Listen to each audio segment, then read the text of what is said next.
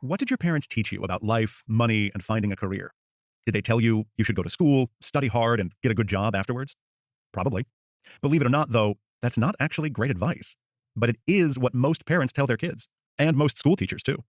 Oh, while we're speaking of school, here's another question for you. While you were there, what did you learn about making money? If it was anything like most schools, then the answer is probably nada, zilch, nothing.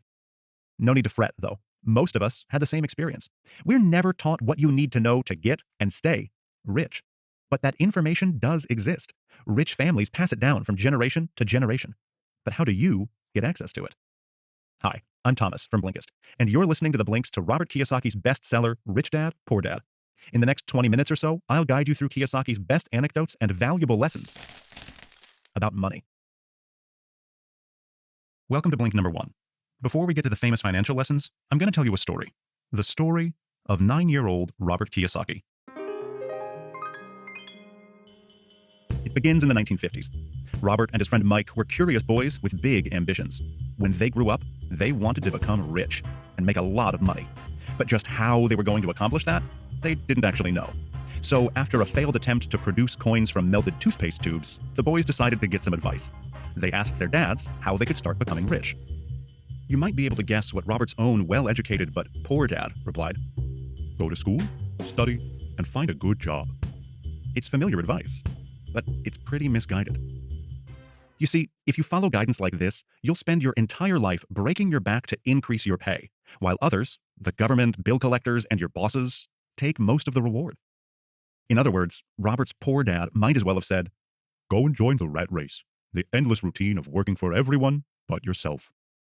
Now, lots of people still follow Poor Dad's mantra, but many do it out of a sense of fear, a powerful sense of distress at the idea of violating the expectations that society drills into us. A good job is what leads to wealth, we're told, so we study hard as kids and work even harder as adults. The result? We may be avoiding poverty, but we're certainly not growing any wealthier. But there are some people who don't teach that mantra to their kids. People who know how money is created, increased, and maintained. Rich people, in other words. People like Mike's father, the rich dad who became a financial mentor to both boys. So what did Mike's dad suggest? At first, nothing. He made a deal with the young Kiyosaki, offering to teach him what he knew about money if the boy would work for him at the measly rate of 10 cents an hour.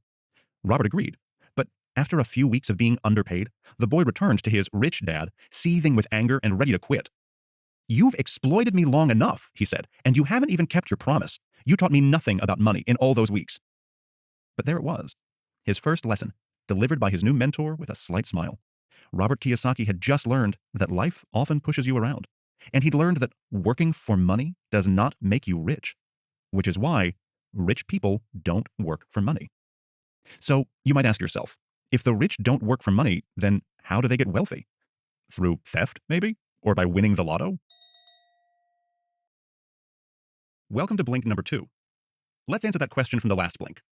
No, it's none of the answers above. The rich become rich by making their money work for them.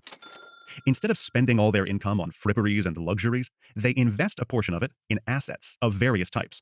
And then, rather than working for money, they let their assets make money for them. But let's not get ahead of ourselves. When we left off, Robert was still just a kid, and the word asset didn't belong in his vocabulary. But Mike's dad, the rich dad, was about to change all that. One day, he sat the boys down and explained to them that the rich buy assets, whereas the less well-off buy liabilities, often in the mistaken belief that it is, in fact, assets they're acquiring. In truth, he explained, an asset is anything that adds money to your wallet. A liability, on the other hand, is something that takes money away. This differentiation is very important, and not many people get it right. So let's look at an example. A house is often considered an asset, right? But actually, it's one of the biggest liabilities you can have. Buying a house often means working your entire life to pay off a 30-year mortgage and property taxes, meaning it takes money out of your wallet. A house bought with a mortgage works against you in 2 ways. First, you're guaranteed to have a massive expense taken away from your income every month for the next 360 months. And this is a telltale sign of a liability. Second, those 360 payments could have been invested in way more lucrative assets that put money in your wallet. Rich Dad phrased the lesson as simply as he could for the 2 boys. If you want to be rich, all you have to do is identify true assets and buy them. Spend your life buying liabilities, though, and you'll never make it. Rich Dad explained that a poor person's salary goes straight to covering immediate expenses, like rent, tax, and food. A middle-class person's salary needs to cover similar expenses too, as well as liabilities, like a mortgage, school loans, credit cards, and other forms of debt. But rich people? Instead of needing a salary, their assets bring in enough money to provide for them, and often leave them with enough to invest again, like stocks, bonds, or real estate you rent to tenants. The result of that reinvestment is that their income goes up once more, meaning that the rich keep getting richer. This is so important, I'm going to say it one more time. If you can keep your liabilities and expenses low, you'll be able to invest what's left over in assets and have your money work for you.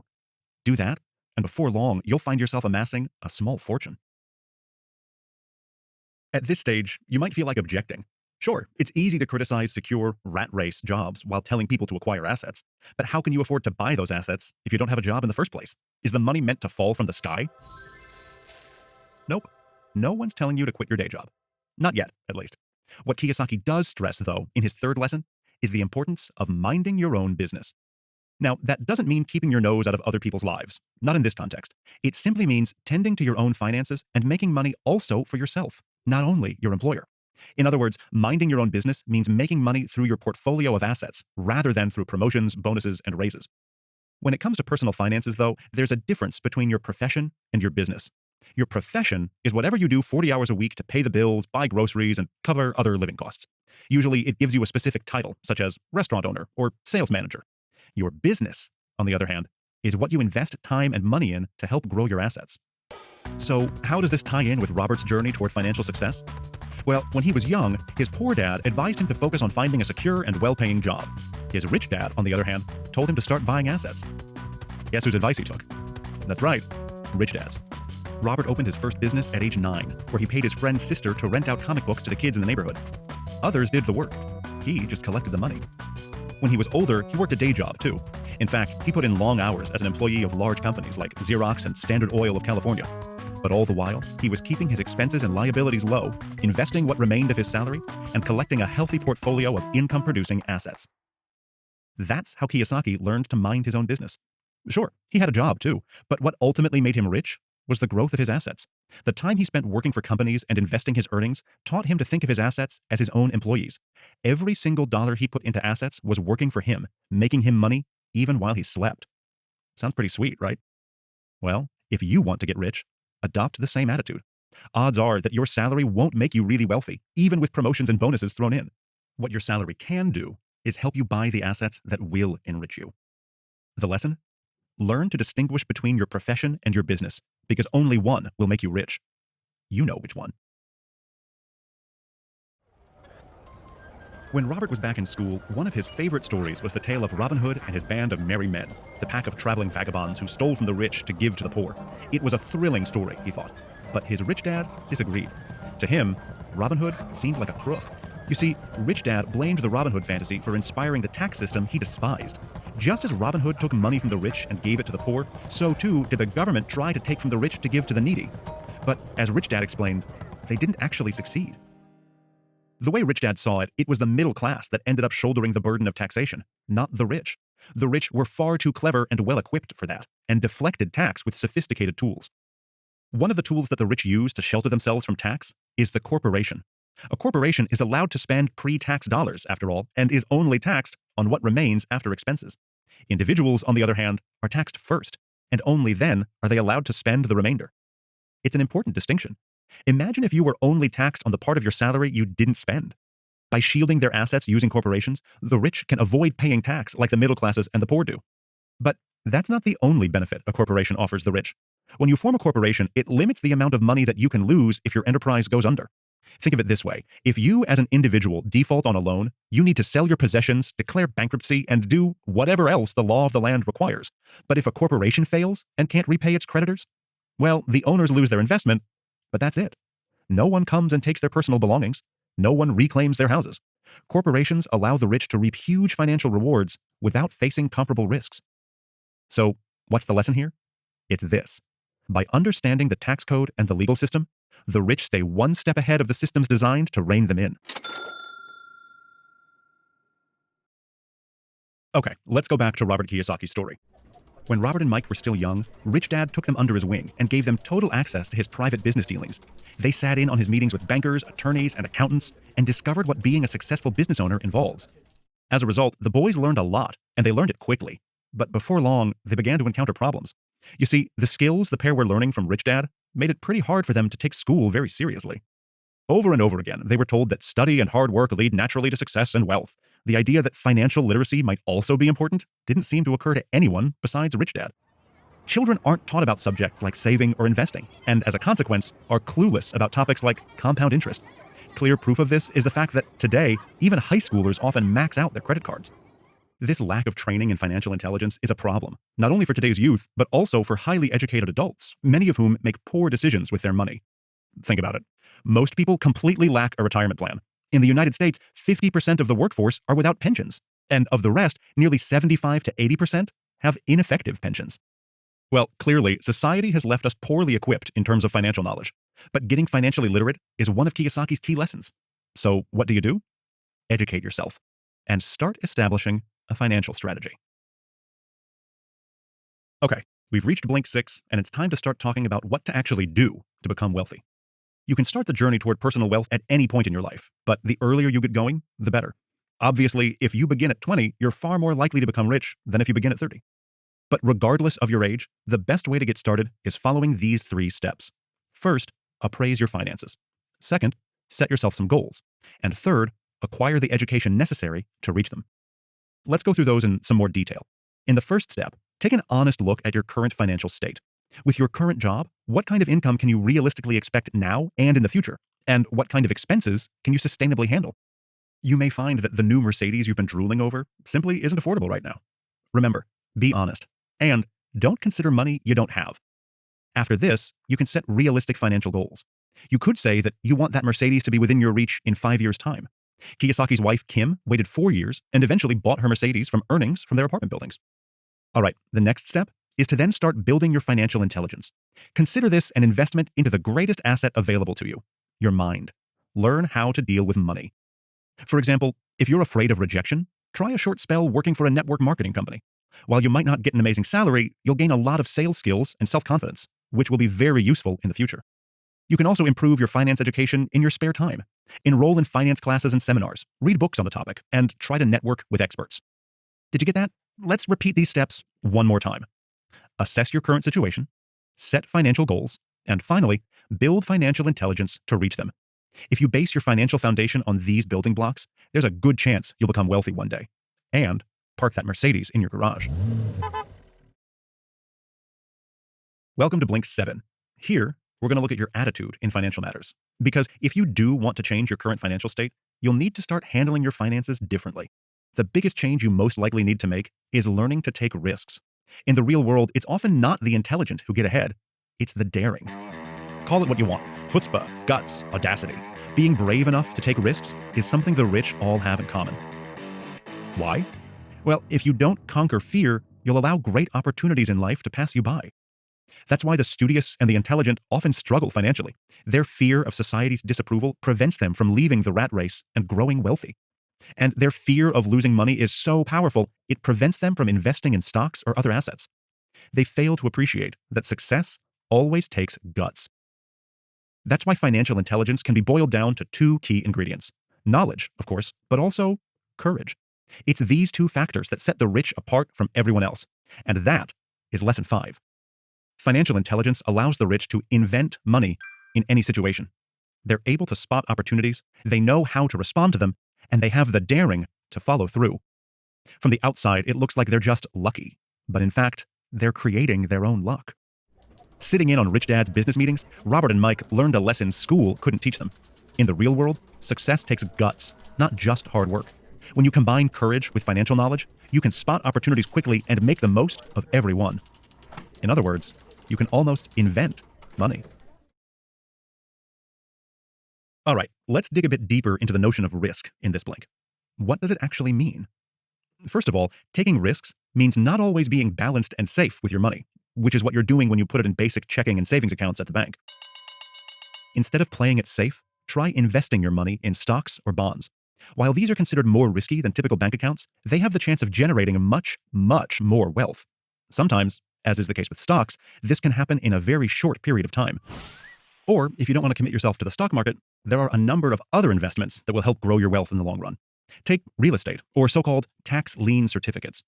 With tax lien certificates, interest rates range between 8% and 30%, much higher than 0.21%, which was the average savings account interest rate for America in 2013. Of course, the higher the potential for return, the higher the risk. With stocks, for example, there's always the slight chance you could lose your entire investment.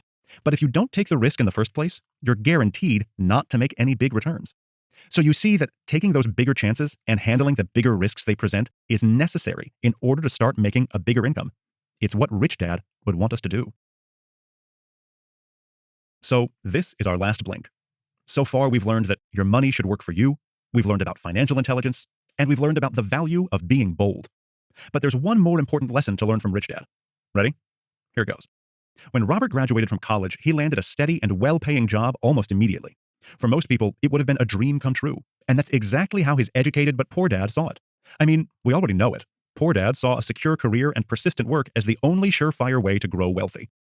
Not Rich Dad, though, and not Robert either. After about 6 months, he quit his job and joined the Marine Corps to learn how to fly. His poor dad was bewildered, but his rich dad congratulated him. Why? Not because he encouraged recklessness, but because he understood exactly what Robert was doing. He wasn't trying to make a steady salary. He was trying to learn. He was searching for work with something useful to teach him. His rich dad had drilled it into him. Knowing a little about a lot was important for anyone who wanted to make money. That's why Robert was working to learn, not just to earn. After all, making money was what his assets would be for. His poor dad couldn't understand. To his mind, Robert's behavior was the precise opposite of what made people money. You see, he was an academic man, intelligent and well-educated, with a PhD. His path in life had taught him that it was specialization, not a broad base of skills and knowledge, that led to riches. In the academic world, the higher up you go and the more you learn, the narrower your topic of study. In much the same way, doctors are often eager to specialize in a single chosen field, like orthopedics or pediatrics, as soon as they graduate. For some people, specializing like that might make sense. It didn't help poor dad, though, whose PhD never did much to boost his earnings. Rich dad, on the other hand, had a broad base of knowledge, but never finished the 8th grade. That's why he encouraged young Robert and Mike to spend time in a whole host of different departments of his business empire. Over time, they worked in restaurants and construction, sales and marketing, accounts and reservations. The aim wasn't to find one single field they might like to spend their careers in. It was to equip them with the range of skills and knowledge necessary for growing rich. That's why the 6th and final lesson is, don't just work to earn, because working to learn is much more important. So that's it. We reached the end, covering the 6 main lessons from Robert Kiyosaki's Rich Dad, Poor Dad. Remember, it was this very advice that laid the groundwork for Kiyosaki's current fortune, a net worth of an estimated $100 million. Has that got your attention again? Good. Then it's time for a quick recap. Lesson number 1 was that the rich don't have to work for money. If you just stay in the rat race for your entire life, it will enrich someone, but it won't be you. It's your boss whose wallet you'll really be fattening. So, what's the alternative? That brings us to lesson 2. Educate yourself about finances, identify real assets, and invest in them. Do this by following the advice from the 3rd lesson. Keep your day job, minimize your expenses, but also have your business on the side to earn money for you. Rule number 4 was, know the tax system inside out, because that's what rich people do, and they're able to hang on to their money as a result. The 5th rule is that making money takes chutzpah, but if you've got it, you can make the most of life's opportunities and invent money in almost any situation. Last but not least is rule number 6. Work in order to learn, and learn broadly. Leave specialization to PhD students and physicians. All right then, that was everything from me, Thomas. I hope you enjoyed the blinks and got excited to start making money. Oh, and if you'd like to hear another tale about how to be successful, then please head over to the 5 a.m. Club by Robin Sharma. See you there.